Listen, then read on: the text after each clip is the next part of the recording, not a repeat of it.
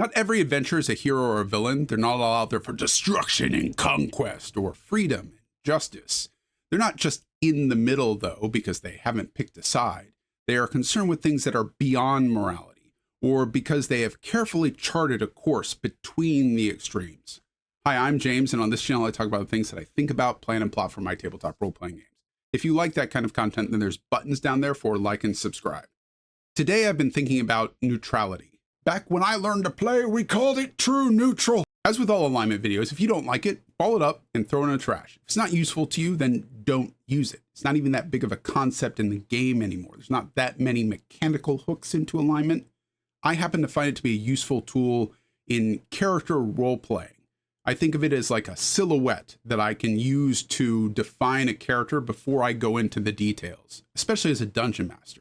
When the players are deciding that this random character that I introduced just to get them from point A to point B is going to be their new best friend, I can figure out what their stance is on the world and what the characters are doing.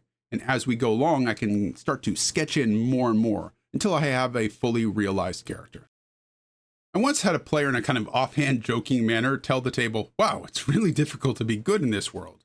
And I thought about that for a little bit because I'm me and I think about these kind of things. Am I being too difficult on the players? Should it be easier in a fantasy adventure game with kind of this vigilante justice system to be considered good characters? And among many things, I thought about what is the purpose of the alignment system. For me, it's ultimately decide where the characters go when they die. So there's no big mechanical thing that I need to worry about them satisfying to use their character abilities or anything like that. I ultimately decided, no, I'm not being too hard on them. It should be difficult to be classified as good in a typical fantasy adventure game because a good character is actively going out there and doing something about, well, evil. I'm sure that the blacksmith in town has some compassion for the next town over that is being turned into ghouls by Vecna, but they're not doing anything about it. It's not something the blacksmith feels within his sense of control. He doesn't feel a drive to go and confront that, to sacrifice himself on the altar of goodness. The good heroes, the protagonists, do feel a desire to go out there and confront that. That's what motivates them to adventure. Even the evil characters are actively doing something. Vecna is actively turning the next town into ghouls. Demogorgon and Asmodeus are seeking more souls for their side in the cosmic conflict. Even the brigand that is out there stealing things from people in the woods is doing so to fulfill their own desires for more money. But if this kind of action is required for a protagonist and antagonist, then what about the neutral character? I think as a player, it is difficult to maintain the fine line that would be an active but neutral character. And as a dungeon master, players don't often get enough time with any one non-player character to grasp the nuanced perspective that would be a truly actively neutral NPC. And that even assumes that they need to get the nuanced perspective of the non-player character, which for most NPCs, they don't. I think it's also difficult to maintain a recognizable stance of neutrality in traditional high-stakes fantasy storytelling. If you consider Treebeard neutral, it doesn't necessarily feel that way when he's helping the hobbits against Saruman. Hobbits good, Saruman bad. Treebeard help hobbits, therefore Treebeard good. Most of what Tolkien gives us about Treebeard is specific to the matter of Saruman. A wizard should know better. And personally, that's not enough for me to call him one alignment or the other. Alignment may be written down during character creation, but it's cemented over the course of the game through the actions that your character takes. It is a shorthand for a pattern of behavior. Before you go and yell at me at the comments, I'm aware that back in the Gygaxian era of Dungeons & Dragons, alignment is not what it is today. At that time, it was something like a force of the universe, maybe like gravity, or the primordial building blocks of the universe, like Muspelheim and Niflheim, or the conflicts between civilization and the wild, and they existed whether or not humans, dwarves, elves, orcs, goblins, giants cared about them or not. But those creatures believed in them, like a kind of religion. Eventually, we get good and evil being added into the mix, and that nicely complicates things. Elves are on the sides of goblins for chaos, but they are against one another on the good and evil spectrum. Eventually, TSR gives up using these names for kind of confusing ideas of cosmic forces, and they become something more like the moral and ethical outlines that we have today. The 2024 Player's Handbook does have a definition for neutrality. It says those that prefer to avoid moral questions, not taking sides, and doing what they find best at the time, or those that are bored by the moral debate. I get that Hasbro has a limited number of word count here, and alignment has largely fallen out of fashion, and they're not particularly interested in discussing morals and ethics. As a corporation, maybe they aren't the best people to be talking about morals and ethics, fair enough, but neither am I. I just have 15 minutes to kill in the YouTube channel, so here we go. If I describe evil as destructively selfish, which I do, and good as willfully benevolent, then neutral is sensibly justifiable. If chaotic is impulsively individualistic and lawful is rigidly dedicated, then neutral is situationally flexible. So neutral, in the middle of this grid, is sensibly flexible or situationally justifiable. What the hell does that mean? It means that they're a realist. They may very well feel compassion for strangers that they've never met, but they're not going to go out of their way to sacrifice themselves and those in their immediate circle of control in order to benefit someone that they don't know. They're not going to break rules just because the rule is there and it offends them that somebody else is trying to exercise control over them. They understand the need for some rules and some guidelines that everyone's going to follow, but they're not going to follow a rule just because it's there. They're going to consider it and say, yes, that makes perfect sense. That's why we do that. Or no, that's stupid. We're not going to do it. They're going to evaluate that within the scope of those that they personally care about and themselves as an individual. There's nothing wrong to them with having a selfish desire, but I'm not really willing to go out there and harm people unless I can somehow justify it. This is a cherry-picked example, admittedly, and I'm not judge a character on one specific act unless it's really egregious. But it is an example that would come up in a traditional fantasy role-playing game, like Dungeons & Dragons, Pathfinder, whatever. Your character has a dagger to the neck of Bob, a guard for a tyrant king. Let's say a Joffrey Lannister. This one's your father. Bob has seen your character's face and knows where Joffrey is. So you ask him, where's Joffrey? Tell me, and I'll let you go. Is your character rolling persuasion or deception? When Bob spills the beans, are you going to kill him or is he going to walk? If your character doesn't kill Bob, they knock him out and they stuff him in a locker or something, then your character is probably on some spectrum of good.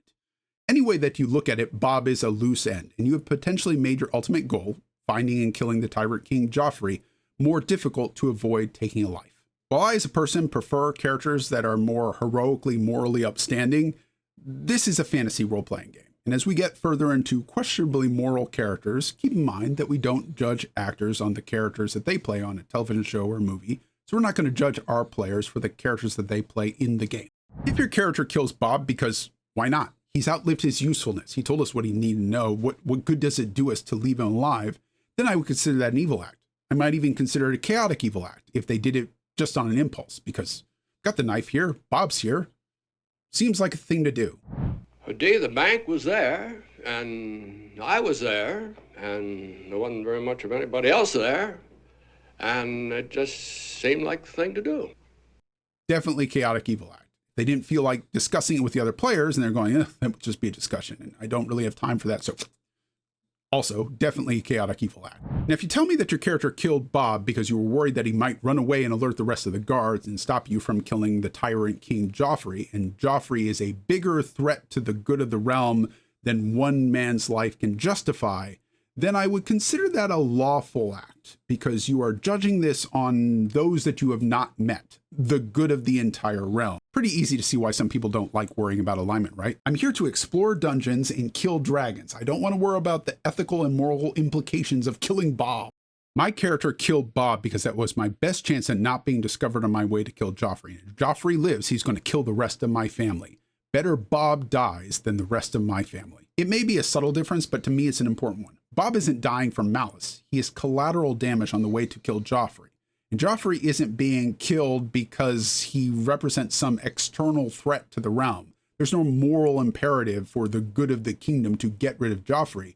There is a personal stake here. They are judging the lives of these people, Bob and Joffrey, against the lives of their family and coming to a rational decision to say, if somebody's got to die, I'd prefer it be strangers than my own family. Presumably, they would not be here if somebody else's family was at risk. They need that personal stake, and then they can justify the act. This is not a philosophy channel. I'm not a sociologist, a therapist, a theologian, a philosopher. I am a dungeon master, playing a game about vigilante heroes going out in the wilderness to bring things to justice, the point of a sword, because the courts of Greyhawk are incapable of dealing with the dragon that is gobbling up the entire villages.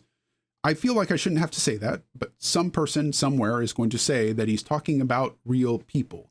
And while I think that we can, through stories, which Dungeons and Dragons does create a story, we can learn something about our morals and ethics and what we believe. I certainly have.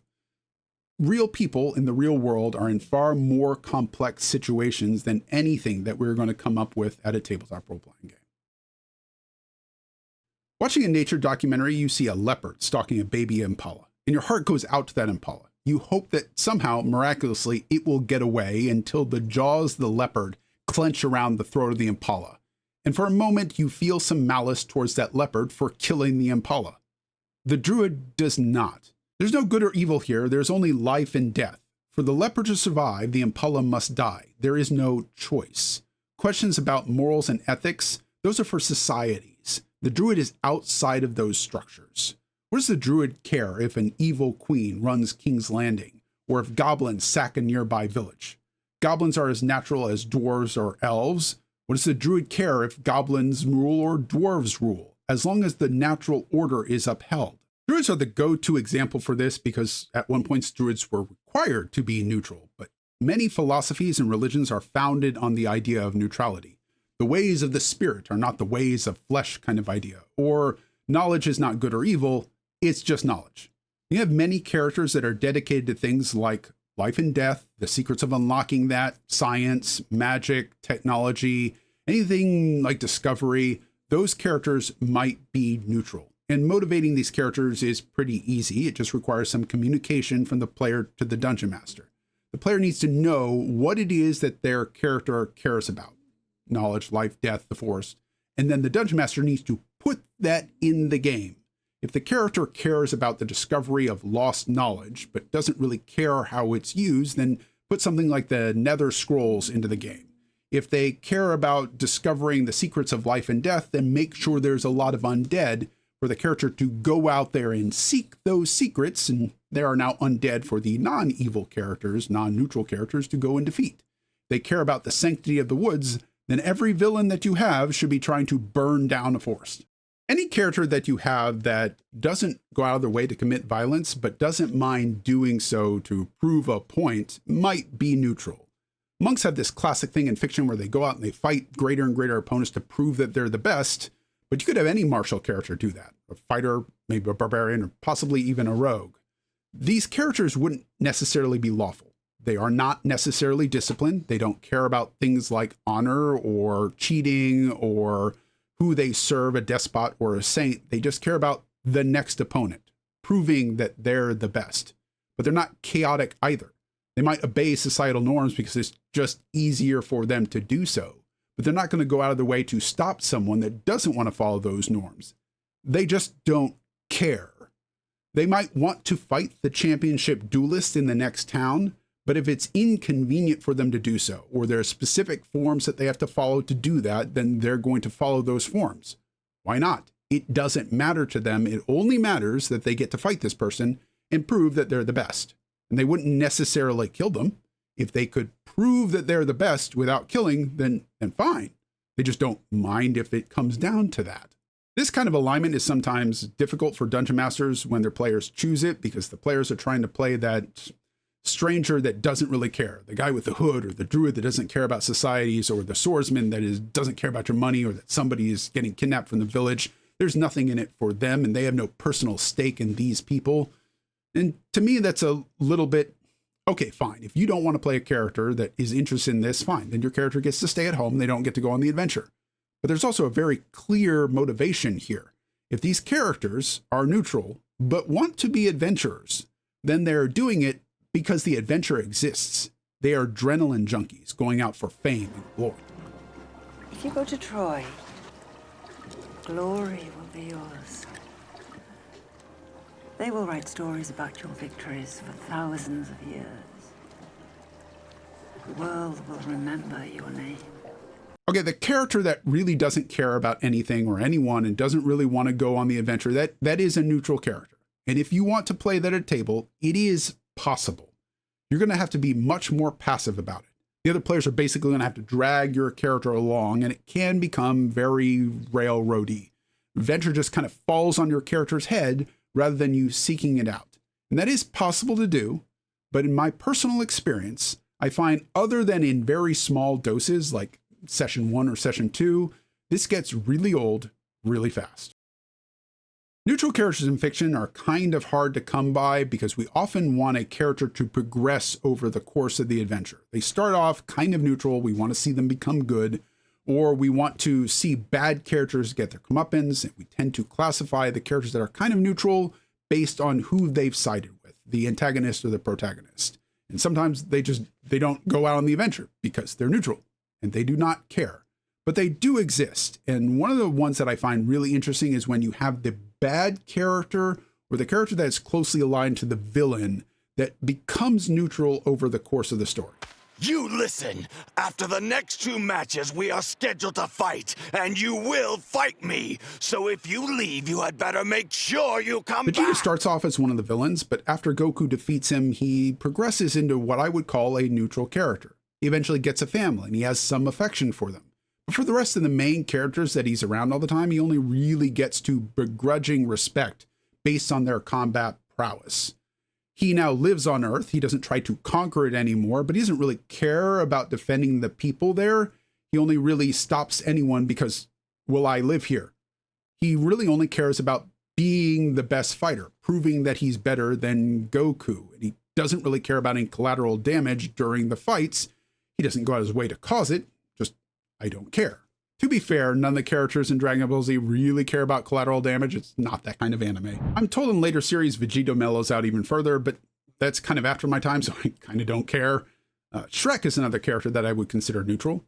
He only really goes out in the adventure in the first film because Lord Farquaad dumps a bunch of fairy tale creatures in his swamp. To get rid of them, I gotta go on this adventure. Does he care about Lord Farquaad's authority?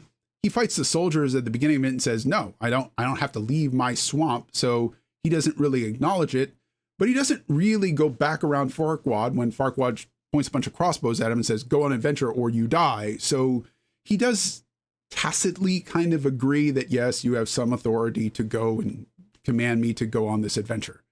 He eventually becomes friends with Donkey, but he does so begrudgingly.